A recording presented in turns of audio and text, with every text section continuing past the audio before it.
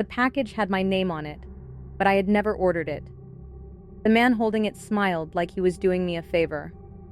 I wish I had noticed that the box was already open. This happened 2 winters ago, when my fiancé was working away. I was living alone in a small rented house at the end of a quiet street. It had a short front porch, a weak yellow porch light, and a living room window beside the front door. I was an elementary school teacher, so my nights were predictable. I came home, ate something simple, graded papers on the couch, and went to bed early. I ordered classroom supplies online all the time, so boxes on my porch were normal. That night, it was around 10:15. The wind was dry and sharp, the kind that made the side gate tap if I forgot to latch it. I was grading spelling tests with a half-cold mug of tea on the table. Then, someone knocked. I wasn't expecting anyone. At first, I thought it might be a neighbor. On that street, people sometimes dropped off misdelivered mail. Still, I didn't like knocks that late.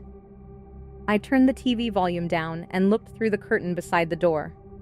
A man was standing on my porch holding a cardboard box. He looked like he was in his 40s. Plain jacket, jeans, work boots. Nothing about him looked strange enough to make me panic. He stood under the porch light with a polite little smile. I opened the main door only as far as the chain lock would allow. "Hi," he said. "Sorry to bother you. This got delivered to my house by mistake." He lifted the box slightly. I looked at the label. My full name was printed on it, first and last, but the part where the address should have been was torn off. "I figured I'd bring it over before it got too late," he said. That sounded friendly, but the words sat wrong with me. Before it got too late. It was already late.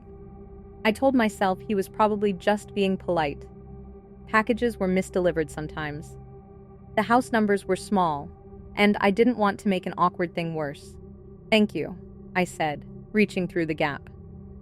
But he didn't hand it over right away. He glanced past me into the house, or tried to. The chain only gave him a narrow view of the front hallway. "Your husband home?" he asked. "Maybe he can help carry it in." The box was small enough to hold with one hand. I gave a short laugh because I didn't know what else to do. "No, I can take it." He nodded like that made sense. "Right," he said. "I forgot. He's out of town." For a second, the whole house seemed to go quiet. I had not said that. My fiancé's car had not been in the driveway for weeks, but I had never told him that. The man seemed to notice my face change. "Oh," he said quickly, and laughed. "Sorry, I must have mixed you up with another neighbor. My wife talks to everyone around here." He finally pushed the box toward me. I took it, because I was still trying to decide whether I had misheard him.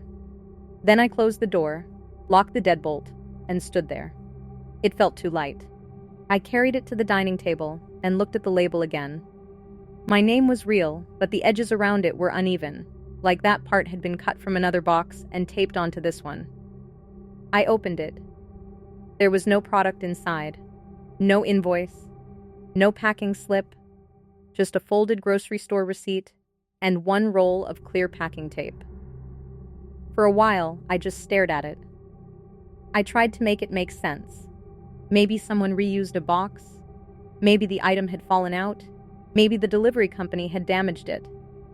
But none of those explanations answered why a stranger knew my fiancé was gone. I texted my fiancé a picture of the box and asked if he had ordered anything under my name. He replied that he hadn't, then called me.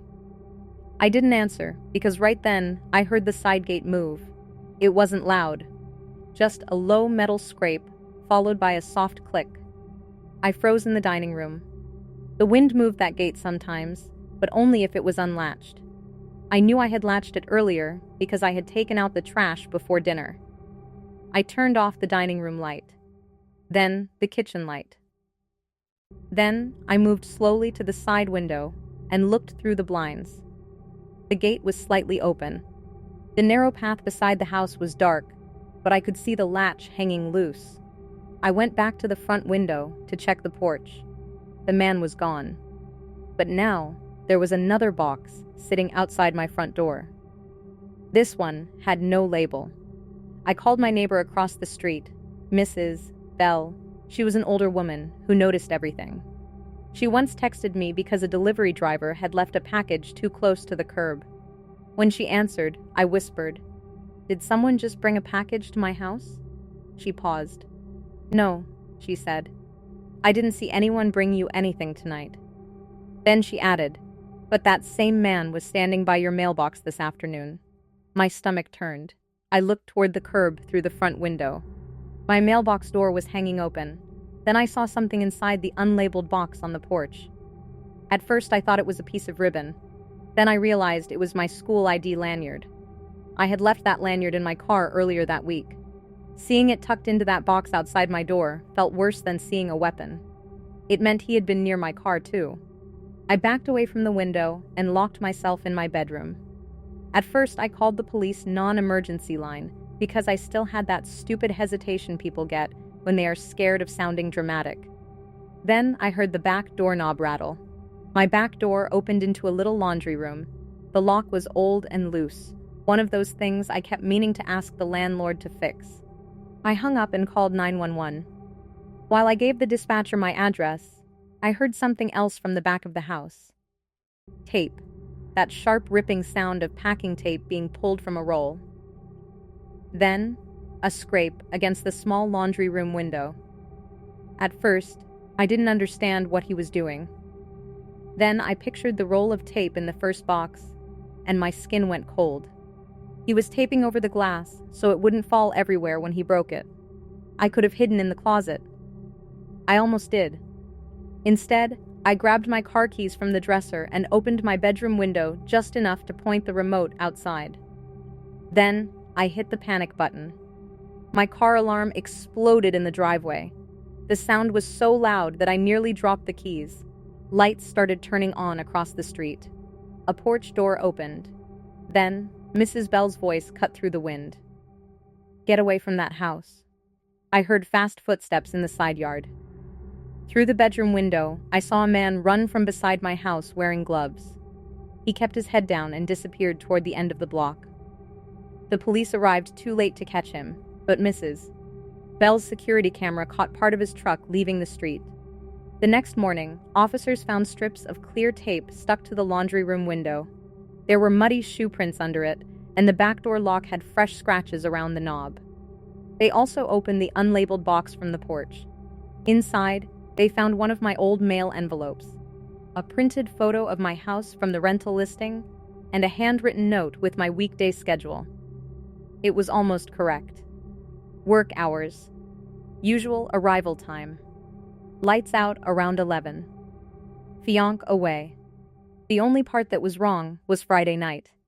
Beside it, he had written 2 words. Home alone.